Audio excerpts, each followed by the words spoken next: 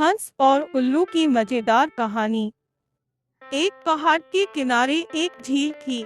उस झील के किनारे वहां नजदीक एक हंस रहता था। कुछ दिनों के बाद उल्लू भी वही झील के किनारे पर रहने के लिए आ गया और रहने लगा। उन दोनों हंस और उल्लू में आपस में गहरी दोस्ती हो गई। अब दोनों आपस में बहुत ही खुशी के साथ रहने लगे। समय बीतता गया। कुछ दिनों के बाद जब गर्मी का मौसम आया तो उल्लू अपने घर पर जाने के लिए सोचने लगा। उल्लू ने अपने साथी हंस को भी अपने साथ चलने के लिए कहा। हंस ने अपने साथी उल्लू से कहा, उल्लू भाई, जब नदी सूख जाएगी तो मैं तुम्हारे पास आ जाऊंगा। कुछ समय बीतने के बाद नदी का पानी सूख गया। अब हंस ने सोचा, हमें अपने मित्र उल्लू के पास जाना चाहिए। फिर हंस उल्लू के पास पहुंच गया। हंस ने देखा कि हमारा दोस्त उल्लू एक बरगद के पेड़ पर बैठा है। वही पेड़ उसका घर है। अब हंस भी बरगद के पेड़ पर अपने दोस्त के साथ बैठ गया। हंस शाम को जल्दी सो जाता था।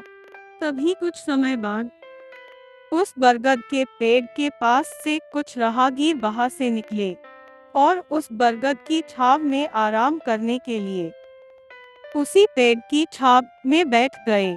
उन राहगीरों को देखकर उल्लू जोर शोर आवाज के साथ चिल्लाया।